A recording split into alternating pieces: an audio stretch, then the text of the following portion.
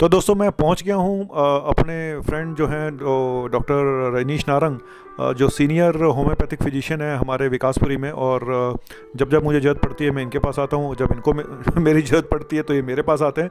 और हम दोनों एक जैसे ही हैं, ज़्यादा फ़र्क नहीं है क्लिनिकल सेंस के मामले में भी, नॉलेज के मामले में भी, और एटीट्यूड भी दोनों का सेम है। और काफ़ी ईमानदारी से और बड़े लंबे समय से प्रैक्टिस कर रहे हैं। तो आज मैं इनके पास ही लेकर जा रहा हूँ, क्योंकि मुझे लगता है कि यार सबसे बेहतर इंसान यही हैं जो आपको होम्योपैथिक दवाइयों का जो रोल आ रहा है कोविड में, आर्सेनिक एल्बम और कैम्फर के बारे में। तो चलो पहले लेके चलता हूँ डॉक्टर नारंग के पास। हेलो डॉक्टर नारंग, क्या हाल है? हेलो सर, कैसे हैं आप? बस एक मिनट में आपको माइक दे दूँ। क्या हाल है सर? बहुत बढ़िया सर, बताएं। अच्छा सर, जैसे कि हमारे ज़्यादातर लोग कंफ्यूज हैं और उनको पता नहीं होता, कई बार वो पढ़ के अपने आप स्टार्ट कर देते हैं मेडिसिन लेना। तो मुझे लगा कि यार ये जो आर्सेनिक एल्बम के बारे में आयुष डिपार्टमेंट ने भी बताया, इंडिया में हमारी सरकार भी बोल रही है, ऊपर से कुछ डॉक्टर का भी ऐसा जो एटीट्यूड है कि लेना चाहिए नहीं लेना चाहिए। तो मेरे से जो लोगों ने जिज्ञासा करी, पूछा, तो मैं सोचा आपसे ही पूछता हूँ। तो आप मुझे बताएं कि आर्सेनिक एल्बम का कोविड के everyone, I am doctor Rajneesh Narang and I am practising homeopathy Vikaspuri के अंदर। और डॉक्टर कालरा हमारे बड़े ही परम मित्र हैं और बड़े गाइड फिलोसफर भी हैं, और बड़े अच्छे तरीके से और एथिकल तरीके से मेडिकल प्रैक्टिस करते हैं, और जिनके कारण हम इनसे बहुत ही प्यार और रिस्पेक्ट इनकी करते हैं। और आज हम इन्होंने कोरोना के बारे में और उसमें होम्योपैथी की इम्यूनिटी बूस्टर्स की और ट्रीटमेंट के बारे में कुछ बातें छेड़ी हैं। तो जब कोरोना का प्रकोप पूरे विश्व में फैलने लगा जनवरी के अंदर, तो हमारी काउंसिल ने इसके लिए अप्रोच किया हांगकांग में, क्योंकि हमारी वहाँ पर होम्योपैथिक एसोसिएशंस हैं। वहाँ पर हमने एक्टिव केसेस को देखा, स्टडी किया, और उन केसेस को स्टडी करने के बाद फरवरी के अंदर या जनवरी अंत के अंदर हमारी central council for research in homeopathy, जो कि प्राइम बॉडी है, उसने मिनिस्ट्री ऑफ आयुष के अंडर आती है, तो आयुष मंत्रालय के साथ मंत्री जी के साथ जब बैठक करी, तो आर्सेनिक एल्बम 30 दवाई पाई गई जो देखा गया कि कारगर रहेगी इम्यूनिटी बढ़ाने के लिए। और इस दवाई का प्रयोग मिनिस्ट्री ने रिकमेंड किया। इन्होंने कहा कि इसको जितने से ज़्यादा लोग लेंगे उनके अंदर क्षमता बढ़ेगी कोरोना से लड़ने के लिए, कुछ एंटीबॉडीज़ प्रोड्यूस होंगी बॉडी के अंदर। और यदि वो क्षमता बढ़ती है और ये ऐसा व्यक्ति जिसने ये दवा ले रखी है वो किसी कोरोना के मरीज़ के संपर्क में आता है, तो उसको कोरोना होने के चांसेस काफ़ी कम हो जाएंगे। बेसिकली इम्यून बूस्टर था। बेसिकली ये ड्रग इम्यून बूस्टर थी। उस टाइम तक इंडिया में कोई केस था नहीं, तो कोई स्टडी थी ही नहीं हमारे पास। तो सिर्फ जो नॉलेज हमने गेन करी वो हांगकांग के केसेस से गेन करी। तो अभी आप मुझे बता सकते हैं डॉक्टर रनीश की अभी इंडिया में कहाँ पे रिसर्च चल रही है इस समय? देखिए, रिसर्च अलग अलग स्टेट काउंसिल्स के लेवल पे चल रही है, अलग अलग मेडिकल कॉलेजेस के लेवल पे चल रही है। तो वो इस दवा को लेके चल रही है। अभी रिसर्च से ज़्यादा स्टडीज़ चल रही हैं, क्योंकि रिसर्च में तो ये दवाई इन्होंने निकाल दी। अब क्या है कि दवाई हम कंसेंट के साथ देते हैं, गवर्नमेंट हॉस्पिटल्स में भी देते हैं, अपनी प्राइवेट प्रैक्टिस में भी देते हैं। मैंने भी कम से कम ये दवा 3-1 हज़ार मरीज़ों को दी है। और गवर्नमेंट कॉलेजेस में, जहाँ नेहरू होम्योपैथिक मेडिकल कॉलेज जहाँ से मैं पढ़ा हूँ, दिल्ली में दिल्ली यूनिवर्सिटी का कॉलेज है, और दिल्ली में दूसरा मेडिकल कॉलेज है डॉक्टर BR सूर मेडिकल कॉलेज। तो इसके अंदर भी हमने ये दवा निःशुल्क जाके, स्पेशली उन एरियाज़ में जहाँ पर क्लस्टर्स हैं, जहाँ पर लोग बहुत क्लोज प्रॉक्सिमिटी में रहते हैं, क्योंकि हम झुग्गी झोपड़ी क्लस्टर्स हो गए बहुत प्रॉक्सिमिटी में, क्योंकि यहीं पे ऐसे लोग एरियाज़ में ही हमें ज़्यादा कोरोना मिलने के चांसेस रहते हैं। तो हमने ये दवाई बांटी है, और गवर्नमेंट ने कहा कि ये दवाई रोज़ सुबह लगातार 3 दिन दीजिए एम्प्टी स्टमक, और उसके बाद इसको 15 दिन से लेके 1 महीने के बाद सिचुएशन प्रिवेलेंस को देखते हुए इसको आप दोबारा रिपीट कर सकते हैं। तो अभी तक जो स्टडी पाई गई है, जिन लोगों ने ये दवाई ली है, अभी तक बहुत ही पॉजिटिव रिजल्ट्स आए हैं। अभी तक हमको कुछ ऐसा नहीं मिला कि उनमें से किसी को कोरोना हुआ है, बट ये ऑनगोइंग प्रोसेस है।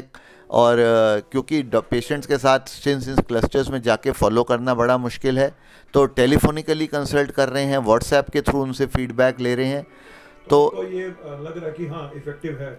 अभी तक देखो सर, उनमें से किसी को डॉक्टर साहब नहीं हुआ, तो this is a good point. और अगर पास एक बात और भी है डॉक्टर रजनीश, ये मैं भी मानता हूँ कि जब आपके पास ऑप्शन ही कोई ना हो तो आपको कुछ ना कुछ अपने आप ही ढूंढना पड़ता है, तलाशना बिल्कुल, पड़ेगा देयर इज आपको, नो, ये तो चलता रहेगा क्योंकि हमारे पास कोई भी डेफिनेट ट्रीटमेंट नहीं है, ये सबको पता है। देखिए आप एलोपैथी की बहुत ज़्यादा नॉलेज रखते हैं, और हाइड्रोक्लोरोक्विनीन के बारे में जो आ रहा है, तो कई कंट्रीज़ बहुत फेवर में हैं। राष्ट्रपति यूएसए के आज कह रहे हैं कि मैं भी खा रहा हूँ। लेकिन ऐसा है कि वो बहुत जगह कंट्रोवर्शियल है वो मेडिसिन भी, क्योंकि साइड इफेक्ट बहुत हैं।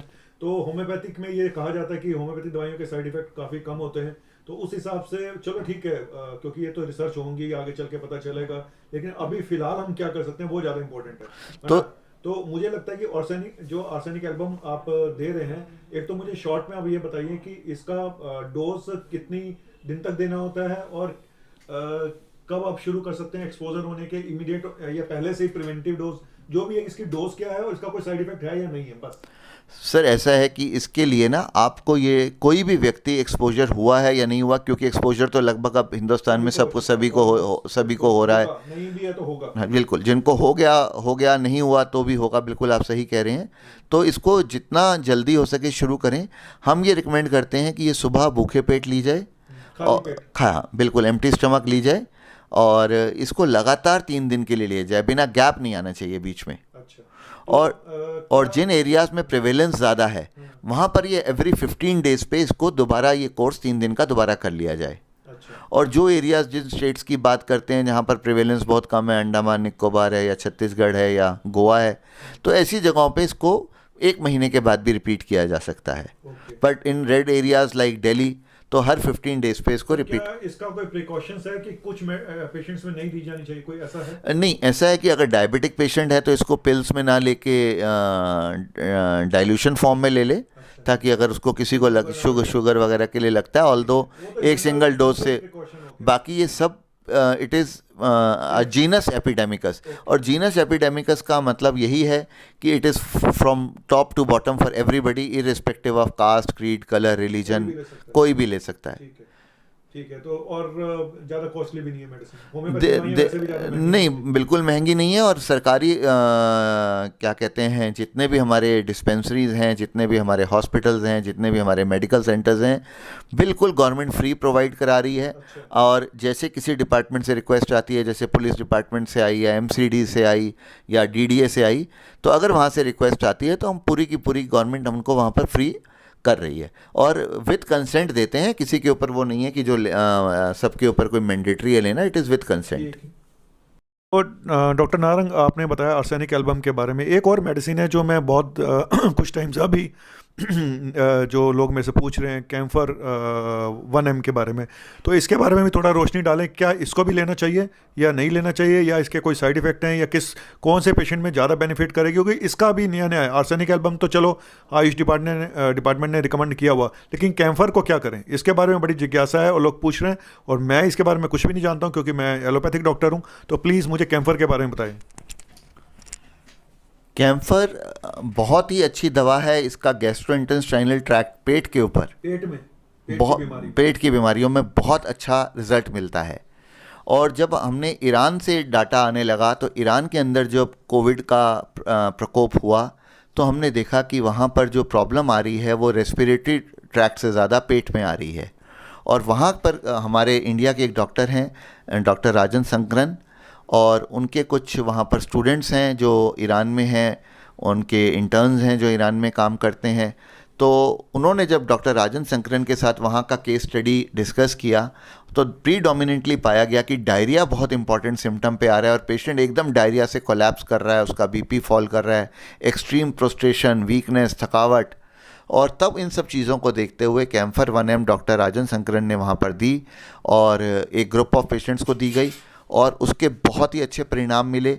जो कोरोना पॉजिटिव पेशेंट्स थे वो कोरोना नेगेटिव टर्न हुए, और उन्होंने इस स्टडी को आगे बढ़ाते हुए वहाँ पर रिकमेंड किया कि इसको एज ए प्रिवेंटिव मेडिसिन, फिर जिसकी हम बात हमने आर्सेनिक के लिए की थी, जीनस एपिडेमिकस के लिए बात करी, तो वहाँ पर वो दी गई। और वहाँ से जो रिज़ल्ट्स आए वो बहुत अच्छे आए कि कैम्फर देने के बाद जो इमीडिएट कॉन्टैक्ट्स थे पेशेंट के जिनको कोरोना हुआ था वो भी पॉजिटिव में नहीं चेंज हुए। जब जनरल पब्लिक में दी गई वहाँ से भी बहुत अच्छे परिणाम आए। तो उन्होंने रिकमेंड किया कि इसको कैम्फर 1M को हम इंडिया में भी as a prophylactic, as a genus epidemic, as a immunity booster use करें और इससे कोरोना होने का चांसेस बहुत कम हो जाएंगे। पर जब इंडिया में केसेस आने लगे, ईरान हमारे यहाँ से बहुत पहले केसेस आने लग गए थे, हमारे यहाँ तो केसेस मार्च के मिडल के बाद आने शुरू हुए। जब हमने यहाँ देखा कि हमारे यहाँ जो केसेस आ रहे हैं तो उसके अंदर जो पेट वाला सिम्टम है, डायरिया वाला सिम्टम बहुत कम है और बहुत ही minimal percentage of corona positive patients में मिला। और हमारे यहाँ जो ज़्यादातर सिम्टम्स मिले वो रेस्पिरेटरी ट्रैक्ट वाले मिले, खांसी, ज़ुकाम, बुखार वाले। तो जब डॉक्टर राजन संकरन ने ये मिनिस्ट्री ऑफ आयुष को लिखा कि मैंने इस दवाई के बड़े अच्छे परिणाम पाए हैं, आप इसकी स्टडी करिए और रिकमेंड करिए कि क्या इसको हम, जैसे आपने आर्सेनिक रिकमेंड किया उसकी जगह या उसके साथ इसको रिकमेंड कर सकते हैं। तो मिनिस्ट्री ऑफ आयुष ने जब स्टडी करी तो हमें सिंस इतने पेट से रिलेटेड वाले कोरोना केसेस इंडिया में नहीं मिले, तो उन्होंने, मिनिस्ट्री ने अभी तक इस दवा पे मोहर नहीं लगाई। परंतु डॉक्टर संकरन के बड़े फॉलोअर्स हैं, बहुत ही रिनाउंड डॉक्टर हैं, बहुत ही पुराने और सीनियर डॉक्टर हैं, और जिनमें से एक पेशेंट उनके मिस्टर अजीब बजाज हैं जो कि एमडी हैं बजाज ऑटो के, और उनको ब्लाइंड फेथ है डॉक्टर राजन संकरन पे। तो उन्होंने तो इस दवा को पुणे के जितने भी कर्मचारी थे, पुणे पुलिस के, उनको दिया, पुणे म्युनिसिपल कॉरपोरेशन के कर्मचारियों को दिया, और इसको देने के बाद अभी तक उन में से किसी को भी कोरोना पॉजिटिव नहीं निकला।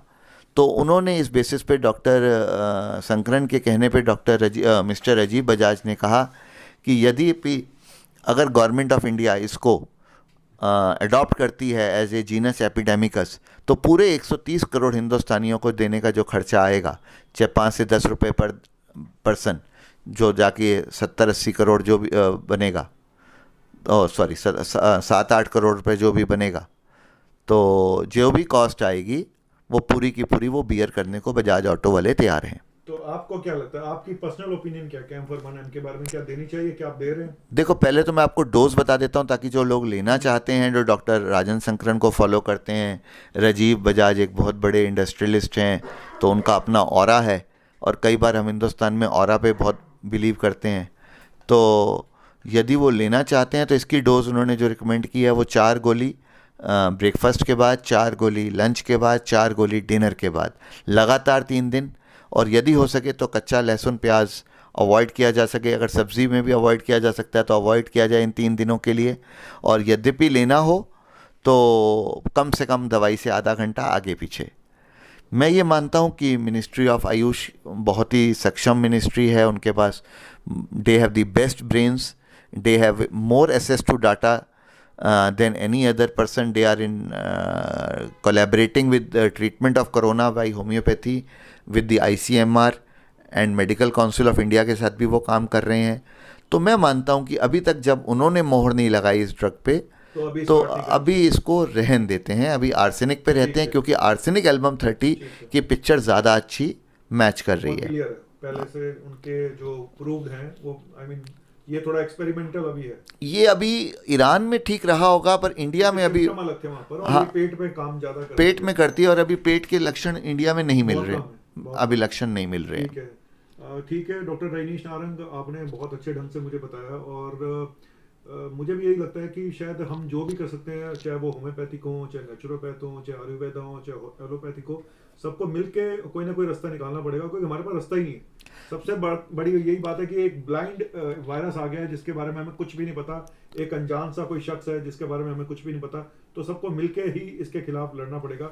और इसीलिए मैं आज आपके पास भी आया हूँ डॉक्टर नारंग, कि शायद मुझे लगा कि लोग मेरे से पूछ रहे हैं, तो आप शायद ज़्यादा बेटर इंसान है कि जो इसके बारे में बता सकते हैं। मैं आपको लास्ट के 2-4 शब्दों में एक बात कहना चाहूँगा कि ICMR ने होम्योपैथी को भी, अब पहले तो इम्यूनिटी बूस्टर के लिए प्रमोट कर रहे थे, पर अब होम्योपैथी को भी परमिशन मिल गई है ICMR से कोविड पॉजिटिव केसेस को।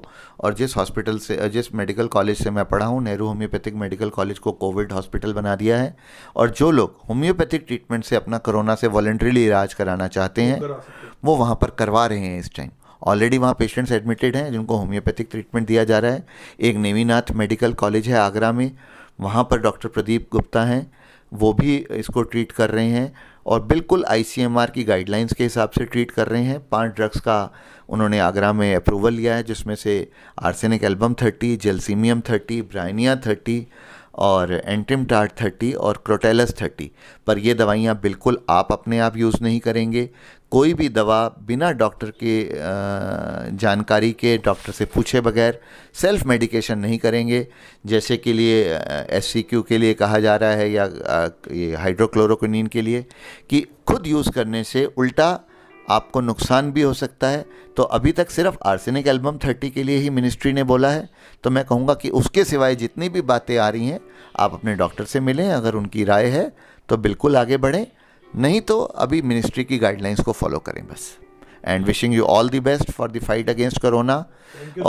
और कोरोना की लड़ाई दवाइयों से ज़्यादा मेंटली स्ट्रांग होने से जीती जाएगी। मुझे भी यही लगता है कि काउंसलिंग बहुत ज़्यादा ज़रूरी है और सही ढंग से हम ऐसा ना हो कि हम दवाइयों से बीमार हो जाएं। बिल्कुल। लोग डर के मारे, मुझे लगता है सर इतने विटामिन खा रहे हैं, ये खा रहे हैं, वो खा रहे हैं, कि आधे से ज़्यादा प्रॉब्लम मुझे लगता है उनकी अपनी खुद की बनाई हुई शुरू हो चुकी है। बिल्कुल, कोरोना हर गली में है, लगभग हर मोहल्ले में है अब। और हर्ड इम्यूनिटी, जिसके बारे में आपका जो वीडियो था बड़ा इंटरेस्टिंग था, बड़ा इनलाइटनिंग था, और मेरे ख्याल जितने व्यूअर्स ने देखा है वो उसको समझने लगे हैं। नहीं तो हर्ड इम्यूनिटी एक ऐसा टर्म है जो कि नॉर्मल आदमी नहीं समझता, पर आपने उसको इतनी सरल भाषा में समझाया कि मेरे साथ मेरे फादर का अटेंडेंट बैठा था, वो तक समझ गया कि क्या चीज़ है। तो एक अगर अनपढ़ आदमी इस बात को समझ सकता है, तो मुझे लगता है कि अगर इस देश के लोग उस वीडियो को देखेंगे और वहाँ तक पहुँचेंगे तो उनका कोरोना के प्रति भय खत्म हो जाएगा। चलो, thank you very much doctor Rajneesh Narang, आपने मुझे इतना टाइम दिया। वैसे तो आप मेरे दोस्त हो, तो टाइम लेना या देना तो हमारी आपस की बात होती है, इसमें कोई बहुत ज़्यादा वो नहीं होता। लेकिन क्योंकि पेशेंट आपको देखने हैं, मैं आया हूँ इस समय, अभी भी पेशेंट बैठे हैं डॉक्टर साहब के बाहर, तो मैं अभी फिर आपके पास आऊँगा और भी 1-2 मेडिसिन जो मेरे दिमाग, क्योंकि मेरा दिमाग चलता रहता है, कुछ ना कुछ नॉलेज मुझे चाहिए होती है, चाहे वो होम्योपैथी हो, आयुर्वेदा हो। तो जो भी बेस्ट पर्सन है मेरे साथ जुड़े हुए हैं, मुझे लगता है कि मैं जितनी भी हेल्प अपनी ऑडियंस के कर पाऊँ तो करता रहूँगा। Thank you very much. Thank you sir, thank you.